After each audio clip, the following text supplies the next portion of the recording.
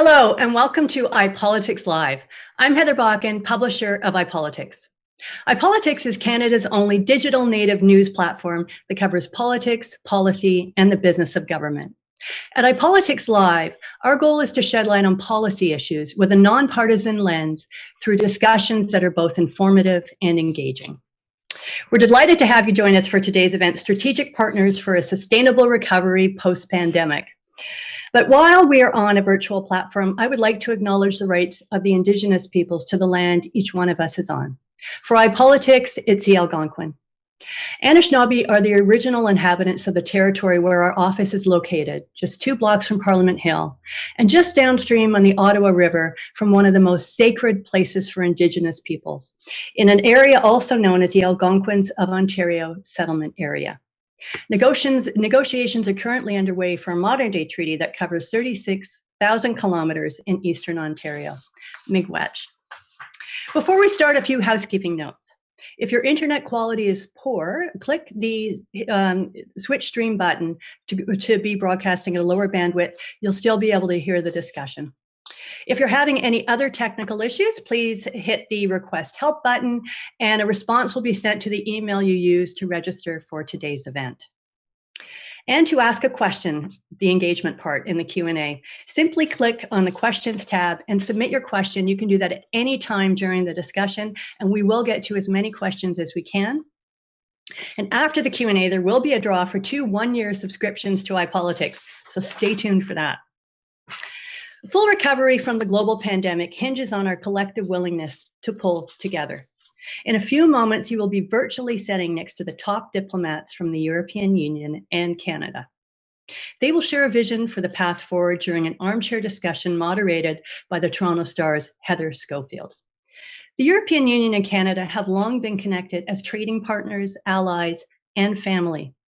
Millions of Canadians trace their roots to Europe, and many have relatives living in the EU today. Earlier this month, many Canadians celebrated Europe Day on May the 9th, and this year marks the 45th anniversary of the delegation of the European Union to Canada.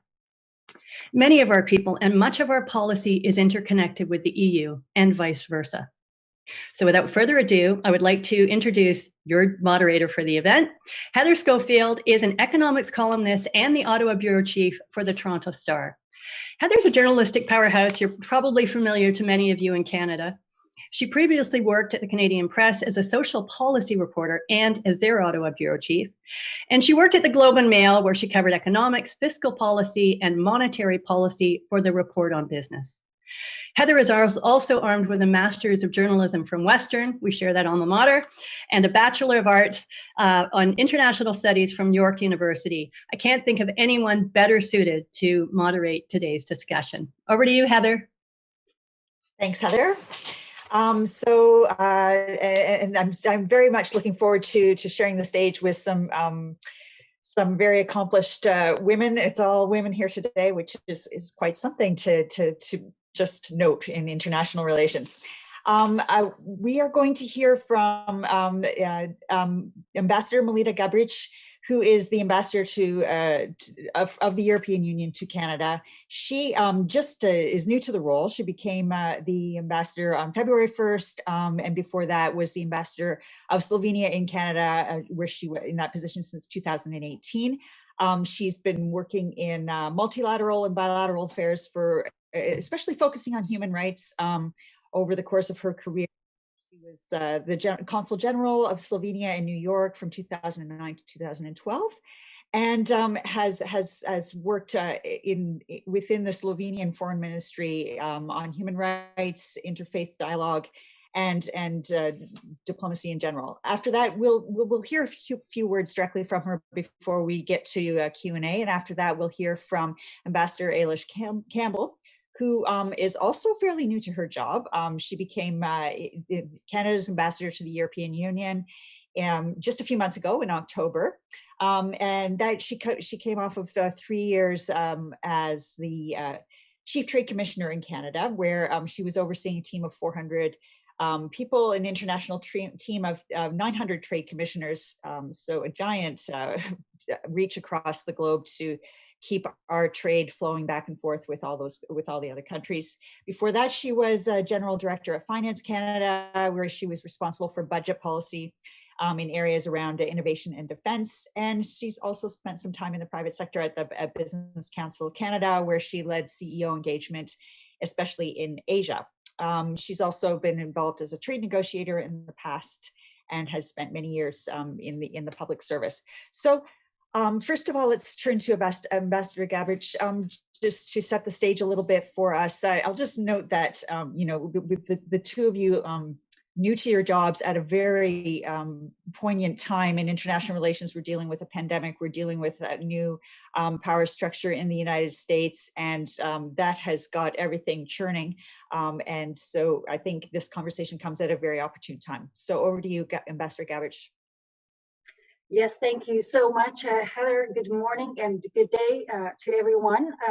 It is great to be part of this transatlantic conversation at this crucial time, to be sharing the stage with my good friend and colleague, Ambassador Campbell, Ailish, and a big thanks to iPolitics for hosting this event.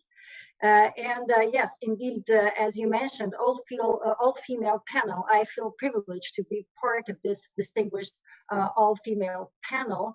I would note that it bodes well for the societies that put premium on gender equality, as this means that they are tapping into the potential of their entire populations, and not just half of their populations.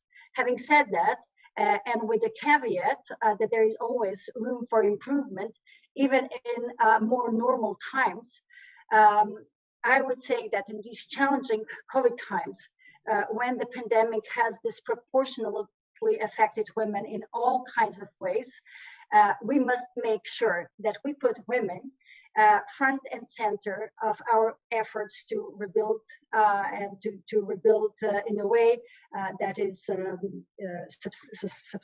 sustainable and that makes our societies resilient. And both the EU and Canada are very well positioned to help with the global efforts in this regard, as we both have at the very core of our external politics, our international action, gender equality and empowerment of women and girls. So we are very, very well positioned to help through our development, through our assistance, aid, and cooperation. Heather, at the very outset, mentioned that the European Union has had its diplomatic mission in Canada for 45 years. And actually our relations reach even further back. And over these decades, we've developed very strong and close partnership. And I am very pleased to say that this strong partnership weathered these difficult COVID times very well. We've been cooperating on vaccines very closely, and it has perhaps escaped public attention sometimes that the majority of the vaccines that were distributed in Canada so far actually came from the EU-based manufacturers. And I think this is a good sign of, it reflects our firm friendship. I would also mention that the EU has been exporting as many vaccines as it has been distributing within its borders to its 27 member states.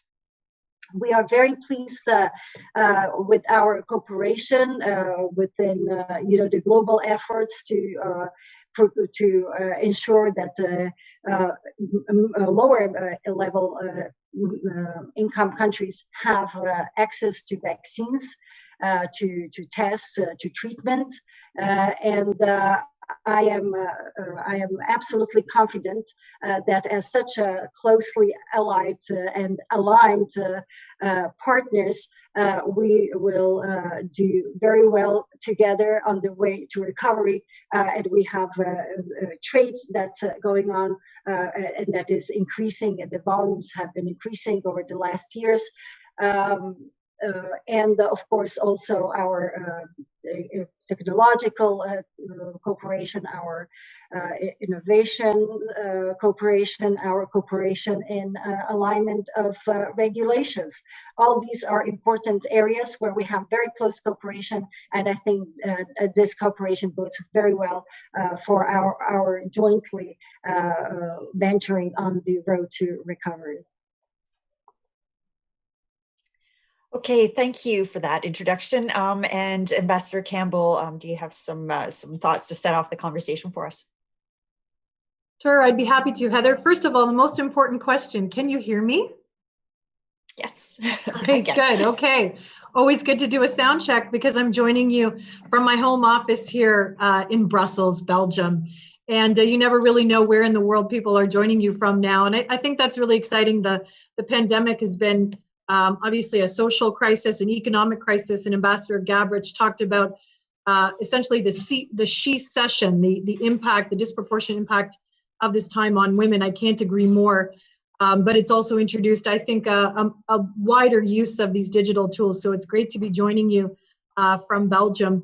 Et ces derniers temps ont été difficiles pour nous, mais comme je dis, j'espère que 2021 sera une année beaucoup plus positive, avec des changements, des réussites et des nouvelles perspectives.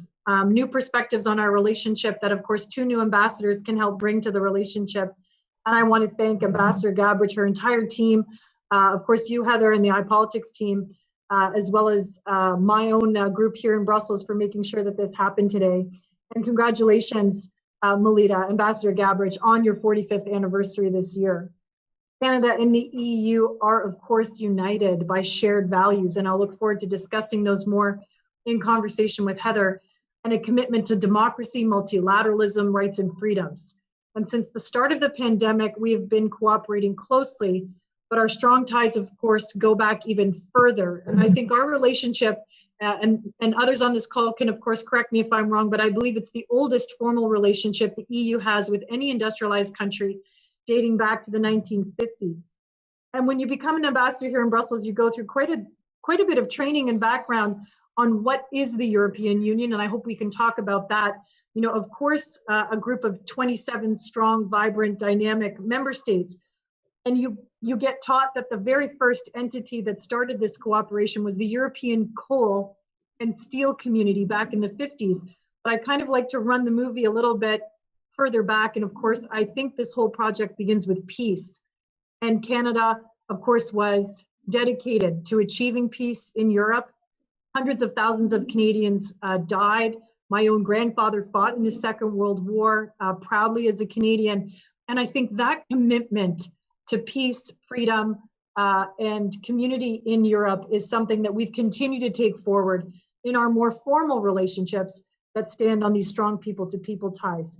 We, of course, now have an incredibly rich institutional framework through the Strategic Partnership Agreement, a kind of umbrella treaty that sets up cooperation, gosh, in more than 45 areas. And of course, CETA, our free trade agreement with the EU, which is more than that. It's an economic partnership, which also helps students come back and forth between our 2 entities, and of course also helps innovation partnerships as well as strong goods and services trade. So as I say, COVID-19 has highlighted certainly the interconnected nature of our societies. And I want to just say what total confidence Canada had in placing our advanced purchase agreements in supply chains that originated through Europe into Switzerland and terminated in 2 member states, Spain and Belgium. And we are not only pleased and thrilled with that decision being absolutely the right one, but we're of course very grateful. And so to Melita, the European Commission, who's helped us tremendously, President von der Leyen, President Michel and their offices, who I've been on the phone with more than a few times, making sure that our various vaccines are getting through. We never had a single issue, not at all, during our entire end of Q4, but mostly as we ramped up in Q1 with exports. And for that, you have our gratitude. And again, I just emphasize that our confidence in the European Union as an open and deep strategic partner for Canada has proven true once again. During all that time, though, I think, Melita, Ambassador Gabrič, you were very sensitive to highlight that it's been an incredibly difficult year. There's been a disproportionate impact on women, but also, of course, on small businesses and vulnerable groups. And it's our job now, and I hope in this conversation we can talk about rebuilding that opportunity, that economic opportunity for all businesses, and particularly SMEs, enabled by e-commerce and many other new channels that our trade agreement, as well as people-to-people and technology ties, enable. I'd also highlight that it's really important that we have a unique chance and use this opportunity to reinvest and continue our investments in the R&D technologies and natural ecosystems that are critical to a livable planet, both a livable Canada, a livable EU, and a livable world. In other words, a green recovery. So building back better is not just a slogan. I think you're going to find that it is something that is completely shared, again, across a whole range of issues that we'll talk about this afternoon. And I'm looking forward to speaking more. C'est un plaisir pour moi d'être ici avec vous, quelques jours après la Journée de l'Europe, a few days after the Europe Day, which was celebrated coast to coast to coast in Canada, and au plaisir de travailler ensemble. Thank you. Okay, thank you. So let's pick up on something that you both touched on here, which is and something that's so top of mind for the public in Canada and in Europe, which is the availability of vaccines and the fact that so many of the vaccines that are coming into Canada right now, and especially in the early days, came from Europe. You've both emphasized that those vaccines are here. Thank goodness. It was not always that easy, though, right? I'm hoping you can take me through a little bit about how that unfolded in the early days and the risks that were involved, and some of the work that you've done together and behind the scenes to make sure that flow of vaccines kept going. And more importantly, how do we make sure how are we going to remain assured that those supply chains remain robust? Ambassador Gabrič, would you like to start on that? Okay, well, thank you very much for this question. Of course, yes, indeed, it's on top of mind. Well, as you may remember, the EU introduced this export authorization mechanism at the end of January that was met with a little bit of concern.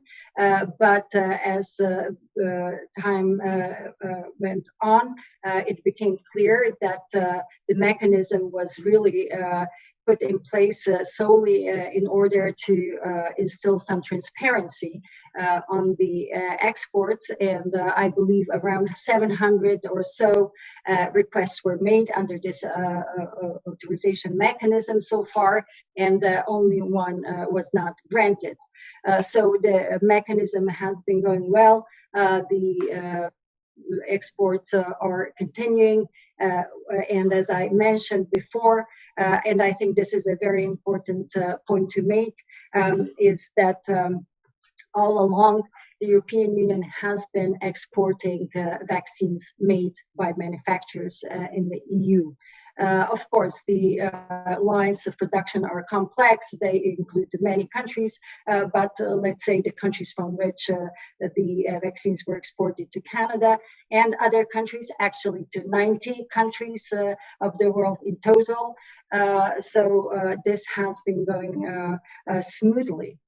Now, when we are talking about exporting vaccines, we have to really now focus on, seems to be going well, and we have to focus now also on ensuring that all vaccine producing countries export and that they contribute to the supply chains for the vaccines. This is very important. We have to, we keep on hearing and we keep on saying nobody's safe until everybody's safe. It's not just a hollow slogan. That's the case. It's in our let's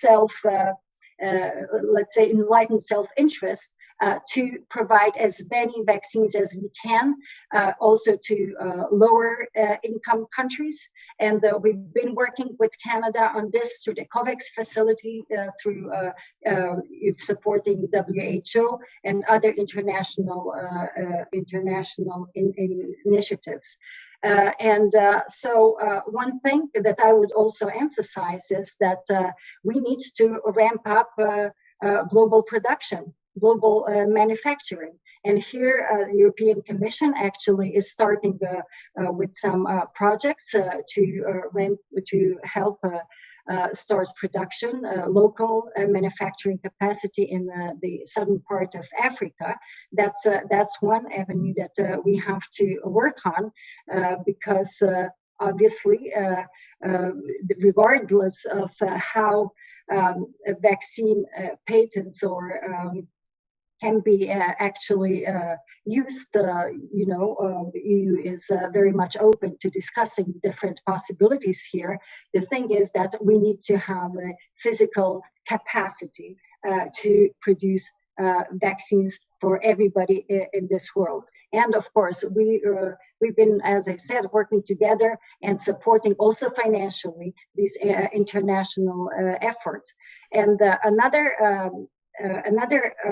facet of our cooperation and of our efforts to help with the pandemic situation is also to make sure that we put in place a system that will work better next time around. Of course, we all hope that we will not have next time around, but if we have a situation that we had started 2019 in December, we have to make sure that we have in place a global system for health emergencies that can react quickly and that can help with the response both at the global level and at the national level. Obviously, with the pandemic, time is of the essence.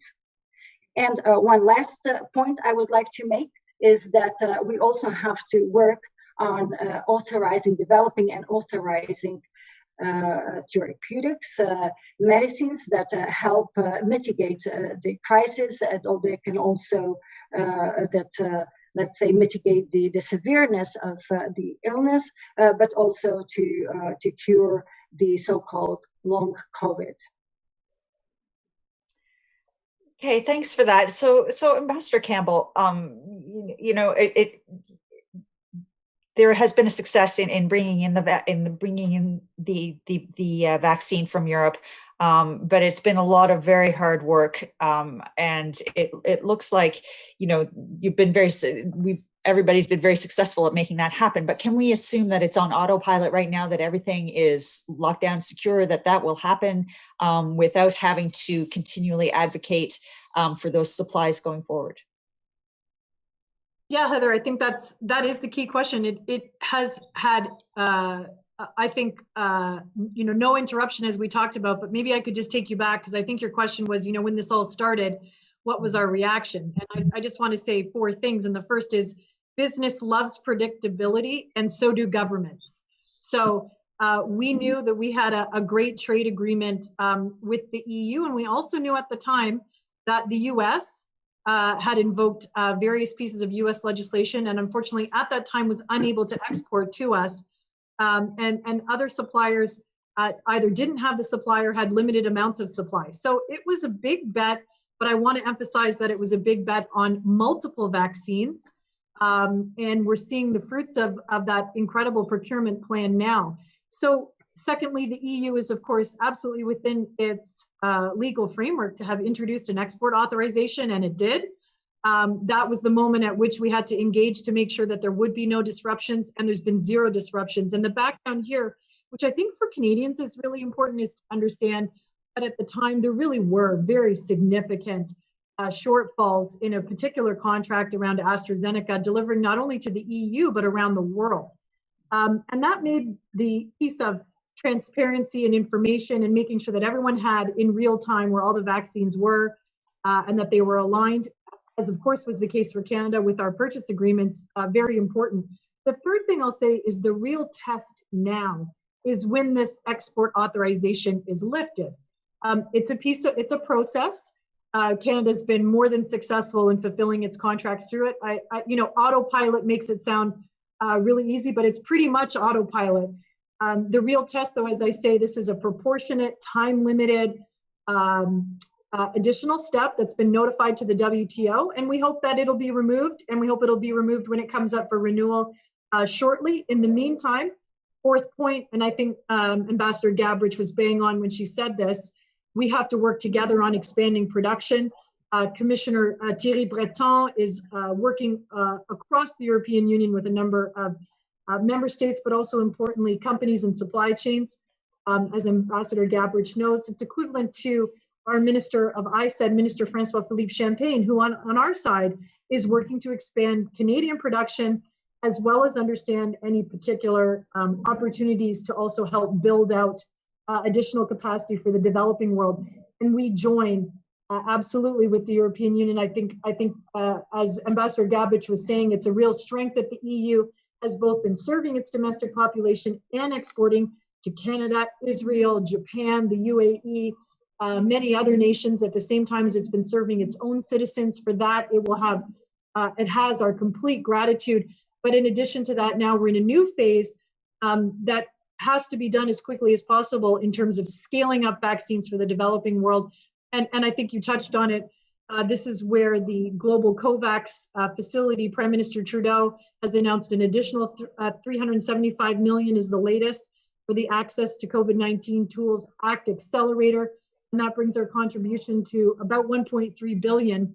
And as the Prime Minister has said on multiple occasions, we can't beat the COVID virus in Canada unless we beat it everywhere around the world. And scaling up that production, as challenging as it is now our and the private sector and our WHO and UN partners' top priority. Thanks, Heather. So, I have a second question about the vaccine supply here. We're kind of a bruised world at this point, I think, too, where everyone has kind of realized that a few months ago, there was just not enough to go around. And indeed, since the beginning of the pandemic, not enough PPE to go around. And so the countries have reacted by, with vaccine nationalism or just, onshoring production, hoping, and we see it here in Canada, too. I think Minister Champagne is trying very hard to bring biomanufacturing, as you mentioned, Ambassador Campbell. Trying to really bring biomanufacturing here, and European companies are a very big part of that.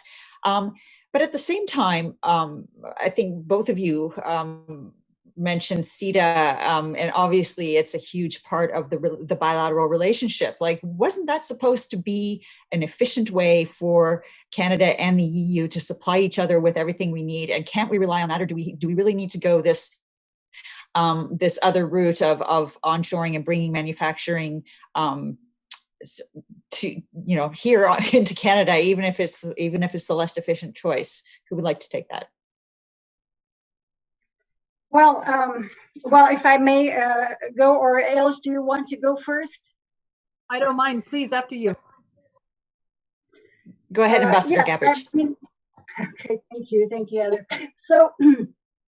I'm glad you mentioned CETA. I mean, CETA is really an excellent framework free trade agreement, and it has been helping with our economies. Even in these trying COVID times, our trade was still up from the pre-CETA times by like 15%. Definitely, I mean, CETA obviously, apart from removing barriers, tariffs, lowering barriers, or allowing our businesses to compete in public procurement projects and facilitating the travel of workers, it also has these provisions that speak to the green transition, to labor rights, to gender equality, and as Ambassador Campbell mentioned before, very importantly, also our our small and medium SME businesses, which are very important in both economies. This aspect of CETA is very important. It helps with the resilience of our economies, and as it helped with this resilience during the COVID times, and as it helped with ramping up our volume trades by 25%. Our volumes went up from since it after CETA went into effect November 2017 until the, let's say, pre-COVID, our trade went up by 25%. This is sizable, very sizable increase, and it is reasonable to expect that this will continue, and that thus we will be helped enormously by this agreement in our post-COVID recovery. And okay, so if I may just say, post-COVID recovery, and so I am perhaps looking forward a little bit because I see that the exports of vaccines have been going very smoothly, and there was no need to evoke some special mechanisms. I don't know if there are for particularly applicable to a situation that we didn't have. And we are absolutely certain that we will continue to support the exports and encourage our leaders, keep on encouraging producers to export, to live up to their commitments. So that would be in terms of CETA. That is also, it's not just about the need to recover. We also have the need to recover. Both of us are looking into recovering or building back better. Right, again, a slogan that is not just a slogan, is a very meaningful kind of sujet of what we want to achieve through recovery. It is green transition, and it is a digital transition. And here, with all these provisions that CETA has, it's a very progressive agreement, and it is also very comprehensive. And I can attest to that. I have it in my office. It's 1,634 pages.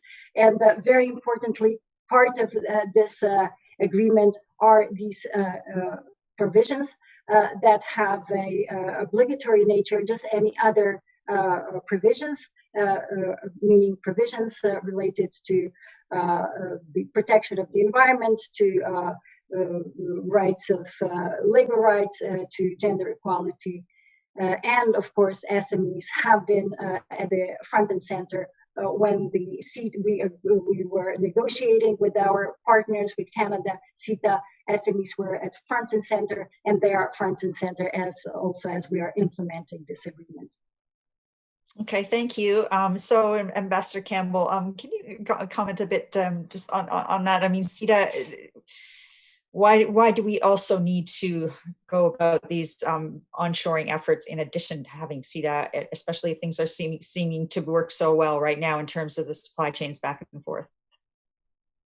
Yeah, sure. Heather, I'm seeing three broad trends. The first is countries deciding where they want to shorten those supply chains, right? Where they want to reshore and bring things back. And that's a matter of each individual country deciding between, its assets and its priorities and its national security, its definition, which of course for Canada, health is first and foremost. We're also an R&D powerhouse when it comes to some of the inputs that went into the mRNA vaccines. There's a fantastic tweet out from the president of UBC showing the number of UBC researchers and patents related with these vaccines. So I think for Canada, and Heather, let me just put this in a global context, there's a shortage globally of these vaccines. We're now going to have distribution issues where we have some regions, including Canada, that will need to assess where when that moment happens. It hasn't happened yet for us. Excess vaccines need to be allocated. Those decisions will be taken. But my point would be that Canada has an opportunity because of not only its free trade agreement with the EU, but also the US and Mexico, the comprehensive and progressive Trans-Pacific Partnership and others, to be a place that can be another secure node for exports around the world. We have all the highly qualified personnel. So over time, I'm sure you're going to see biomanufacturing at scale align with our already strong biomanufacturing, biotech, R&D, and startup ecosystems. So reshoring piece is one element. The second trend I'm seeing is where supply chains stay long, more than 200 inputs from 13 countries going into one mRNA vaccine. We're going to see a need for more transparency and security. So people want to know where things are. I think we're going to see a lot more digitization of the supply chain. And I think that's all to the good. Another area where Canada and the EU are leading partners so that we know in real time. And I think that's part of the trust, transparency, security, and confidence that both our leaders want to see in the near term. And then the third thing that's happening, Heather, is a kind of virtual global services economy, much like this broadcast that we're on today. People can work around the world together as teams in engineering, accounting, and finance. And that's totally different than those first two trends and that nearshoring trend, Heather, that you spoke about. And there, I think it's important that we have the ability to recognize each other's professional qualifications, that we have strong data protection. Canada has equivalency to the EU GDPR. We think that's important, and we're going to continue our work on privacy and adequacy so that we can have interoperable teams. And then I'd extend that into incredible growth markets, of course, across Latin and South America and Asia, where we want to be working with EU partners and across Canada and the EU teams in order to supply globally. So I hope that's kind of an answer to your question, but also broadening it out to say there's a lot of things happening, and we're going to have to be able to do all of those things as part of the pandemic recovery. And luckily, our comprehensive economic and trade agreement covers so many of the elements that are needed, from data, the services provisions, and the goods provisions. It's a completely comprehensive agreement. So I think we're very well set up to work together. The question now is perhaps demand. How can we access increased demand as economies start to slowly open up? So yeah, let's pick up on that. Slowly opening up. We are, both the Canada and the EU are talking about a green recovery, and have Canada has recently increased its ambition, and Europe has obviously been very keen on this in terms of fiscal policy and just environmental policy as well for quite some time. Both countries have talked about the possible need for a carbon border adjustment. And I guess what I'm wondering is, with the increased ambition that we see on both sides, is there enough commonality there and enough respect back and forth that amongst ourselves we can avoid that carbon border adjustment? Ambassador Campbell, do you want to go first on that one? Yeah, sure. As you saw last year, and of course reiterated again in the federal 2021 budget, Canada committed to working with the European Union and partners on a carbon border adjustment measure. And Heather, let me share with you and your iPolitics audience that this is, of course, much like the Pan-Canadian carbon pricing regime. It's deeply complex. There's many different options, and the EU nor Canada has come out with its detailed proposal. The most important thing, of course, we're trying to avoid is leakage. We're trying to avoid the ability for people to base economic activity in locations that have not placed a price on carbon and are not protecting the environment. And so, before we get to the details of CBAM, and Heather, all I can say is that there's much more to come in this area. There's nothing formally I can share today, except that we're on the road to COP26 and we will have more details. But the important piece is to see that nested inside a deeper commitment around looking at a green, environmentally responsible series of supply chains and production. So that's just a little quick aperçu on that, but it ties into obviously an entire series of policies that are about creating the incentives for meeting our climate action targets, which are incredibly complex in detail, but which will take us to our commitments. Okay, your thoughts, Ambassador Gabrič? Yes, thank you, Heather. So yes, I would completely concur with what Ambassador Campbell just said. It is absolutely crucial that we prevent leakage, and that's why we need to work together. And well, in the EU, we are looking at different options right now. And before we came up with a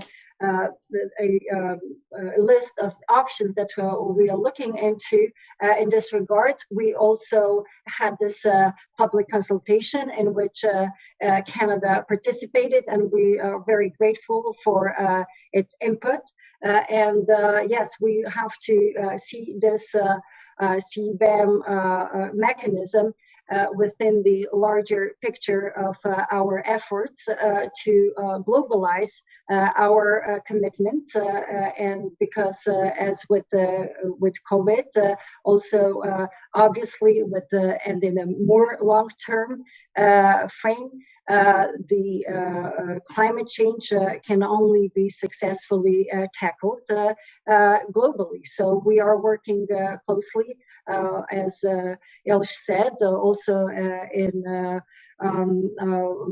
the success of COP26. That's very important that we continue to push for a very ambitious global agenda, and we have all kinds of formats through which we work very closely together.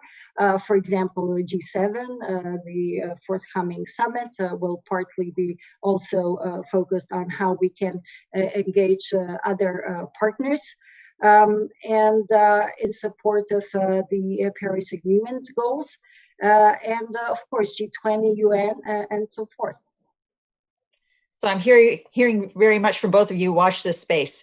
I want to, before we get to audience questions, I want to talk a little bit about Joe Biden, because I think what I observed anyway during the Donald Trump era was I guess a deepening of the Canada-EU relationship. As there was obviously there are so many shared values back and forth, but that seemed to become even more profound during the Trump era.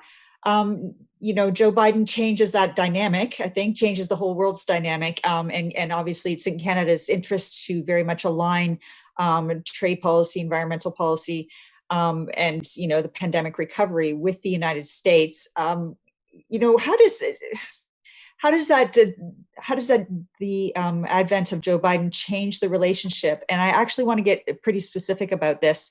Let's take I'm sure, it's so broad, it changes so many things in different ways, but let's take something that's very much on the front burner, which is the regulation of the web giants. That's something that I think Canada and the EU have seen eye to eye on, past the United States, not so much. How does that dynamic change now that we have Joe Biden in there as president, and the bilateral relationship between Canada and the EU? Ambassador Gabrič, do you want to start with that? Yes, thank you. Thank you for this question. It's really a very relevant question. And I think that both the EU and Canada are pleased with this reinvigoration in our bilateral relations with the US. Of course, I can speak for the EU, but I would also say that with the new Biden administration, with this transatlantic cooperation got new energy inserted, new impetus. And this is very important to have this important ally back into the all these efforts that we've been pursuing on, the rules-based international order, on climate change, on regulation of digital space. So these are all very important things, and I think that we have to really seize the opportunity, seize the moment while it lasts, to build as much as we can together, also trilaterally with the US. And to your specific question regarding the taxation of the digital companies. We are very pleased. Well, the EU is that this is really one of the top priorities for the EU to tax the digital companies, and this perhaps became even more of a priority with the COVID crisis. We saw that the especially big companies are increasing their profits and also their market share. So we see this as an issue of fairness, that they would pay taxes, but we also see this as an issue of level playing field. And here we are very much committed to an international agreement. And to your question, we are very pleased about the US move to remove the safe harbor provision or proposal, and so that we can continue with the OECD on these blueprint negotiations to see how we can develop a system where companies are taxed where they are selling their goods or their services on the one hand, and on the other hand to come up with hopefully an agreement on a minimum corporate tax globally, through which, of course, the idea is to hobble the tax havens. So we are pleased that with the dynamic at OECD, G20 now, and we are certainly hoping for an international agreement. If such an agreement shall not come to pass, then the EU would be also willing to put forward its own proposal, because there is this predicament. Yeah, please go ahead. So Ambassador Campbell, I mean, it sounds like Canada, I think, is very much on that same wavelength, but you know, that's the big if, right? If there is no international agreement, it looks like both countries or Canada and the EU are looking at taking independent action. Is there? Are you in good company there? And is that even possible given the dynamic with the United States? Yeah, you know, Heather, first of all, we've seen since President Biden has begun his administration a real change in tone at the top, particularly around multilateralism. So, I mean, I'm feeling very confident that we have with Treasury Secretary Janet Yellen and the entire administration a very willing partner. We've seen the U.S. talk about greater ambition in climate change. We've seen the U.S. talk, and I think this one's really important as well. It's an overlay with the EU relationship that we can sometimes miss, and that's Canada's separate and distinct commitment to NATO. And again, multilateralism on the security side. On taxation, I think it's really important. It's vital to have the U.S. at the table. But what you've heard recently from member states, including France and Germany, and of course at the EU level collectively, and Canada, is we won't be waiting. We're getting on with it. And so I do think it's possible, but it's of course always easier, Heather, when the US is at the table. For sure. That's a really complex question. I realized I just loaded it in there, but I want to get to some questions from the audience as well. So so there's a question here, you know, understanding that a resilient exit from the pandemic and its she session also requires a she recovery. Could you both share a little bit about your country's activities to address you know, those fault lines, you know, not just I guess in terms of a women's recovery, but also you know, to how do we recover and take into account the systemic racism and the effect that the pandemic has had on vulnerable peoples?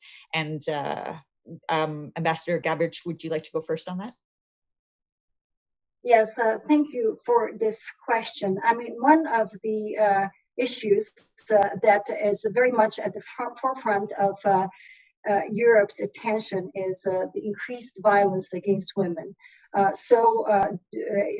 Particularly during the COVID crisis. So here we have a whole range of programs of project that try to address this very worrisome trend and very worrisome situation.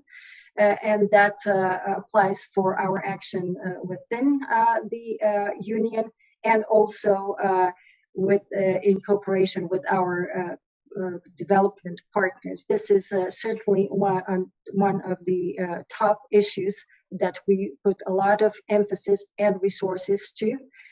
The other issue is education. Education and the lack thereof has a domino effect, including on gender equality. So this is another issue that we are putting premium on, and also we are working with different countries to also help support their let's say, well, first of all, now it was a lot of schooling from home to help with the infrastructure for that. And then, of course, we will continue to support with the transition and to ensure that there is a sustainability and continuity of education. So these two issues I would definitely very much emphasize. Ambassador Campbell? Yes, I think all those points are incredibly thoughtful, and Canada having a feminist foreign policy as well as a deep dedication to women's economic and social inclusion will build on all of that. I think the pandemic has only heightened our awareness, for example, of even more particularly vulnerable sectors where women of color have clustered their employment, and that includes, of course, long-term care facilities, the service industries, and these are areas that we've got to pay particular attention to as the recovery comes. So, I just want to make sure that we, recognize this is a really human level discussion before bringing it back up to some of the policies and initiatives that we think are really important, and that includes the ability to access support programs. I think it's important to emphasize, as we talk in really broad brushstrokes, that something, Heather, that you pointed out about Canadians not only knowing in the results of our trade, which in fact is more than 20% growth since 2016 and stayed really stable during the pandemic, that they also feel close to Europe in terms of our values. And I think part of that is the commitment with the EU recent social summit and our recent 2021 federal budget to a social market economy and a really strong set of tax and redistribution measures so as to enable more people to come into the labor market. So it's things in our cooperation, like sharing of best practices. As you know, there's not any sort of fiscal element to our relationships, but we contribute, I think, most specifically at a global level. And the pandemic recovery, it's a very local experience. We've kind of been confined to our houses or our offices, really, small world feelings. But I can assure you that the even deeper crises are abroad in the developing world. And that's where I think recent development dialogues that Ambassador Gabrič and myself have been a part of between our two governments is even more important than ever. COVAX, we've talked a lot about the importance of vaccines for economic reopening, but that extends to the education of women and girls, which she so powerfully spoke about. But also, I think Canada's commitment, for example, for education for all in refugee resettlement, in refugee camps around the world, to make sure that, even as we're coming out of the recovery and, struggling, frankly, after 14 months of lockdowns, that we don't forget that we also have obligations at a humanitarian level to women around the world. And we'll keep working on that together. That's helpful. Thanks. We have just time for just one more question. And, in addition to the anxiety Canadians have about whether we're going to get vaccinated, I think we all like to dream a lot about what we will do when things open up. So tell us, when can we travel and how are we going to do that? And where do things stand in terms of recognition of back and forth between Canada and the EU? Ambassador Campbell, do you want to go first there? Sure. What I can tell you is collaboration and discussions on these exact questions, Heather, is daily, intense, and across various responsible entities. So there's obviously, first and foremost, a health component to this. You know, do people have access to get negative tests? Because it isn't just a matter, of course, of getting vaccines. Canada currently doesn't require someone to be vaccinated to enter Canada, but we do require a negative test, right? And that's in coordination with airlines on arrival. I'm thinking particularly of the international travel piece, but if you're arriving by road, is still a 2-week quarantine. And so what we're seeing in Europe is an increased sort of gradual vision towards reopening. That hasn't totally happened here yet either. It's still rules. As I said, I'm joining you from Belgium today. It's still essential travel only, but that is slowly starting to open up in the Schengen Plus area. And in particular, understanding if you're vaccinated, for example, and you're traveling by land here, how it can be presented, your vaccine credentials. They're working, and Ambassador Gabrič can talk about this, on their interoperable system. And Canada absolutely is working carefully and closely with the EU so that we can understand how we can both recognize incoming passengers and then get fully vaccinated. But I would say even more importantly as well, those individuals who are both fully vaccinated and have a negative COVID test, potentially on flights when that is allowed, and then monitoring their whereabouts, because we'll still be doing contact tracing, we'll still be doing information with the electronic travel mechanisms that we have in order to track people once they come. So we're definitely starting to see those green shoots, Heather. We're not there yet, but rest assured that Canada will be following this every step of the way. It's actually at the member state level. So each individual member state is going to have their own particular regime with interoperability. And so rest assured that we're also working with the EU nations as well. Okay, Ambassador Gabrič, we have just about 1 minute. Oh, okay. Well, first of all, I would say that yesterday we heard very good news. Member states decided to allow entry to the European Union for non-essential reasons for all people who are fully vaccinated, excuse me, with an EU or WHO authorized vaccine. And also for those, entry will be allowed also for those that will be on the list of safe countries. And this list of safe countries will be compiled upon the data on the epidemiological situation in the country of origin. Now, as Ambassador Campbell mentioned, member states will still have their jurisdiction or their say in as to whether they want to impose more conservative restrictions, such as PCR or quarantine. But the good news is that the essential travel is now will be allowed. This will come into effect when some bureaucratic processes are completed, perhaps within a week or so. And this way, we are really changing the regime that has been in place, that is currently in place, that permitted entry for only those from Canada, for example, from third countries, only those who are traveling for essential reasons, such as business, healthcare professionals, and so forth. Yes, this is happening. The good development is happening just before the tourist season, and we hope that things will continue to go well.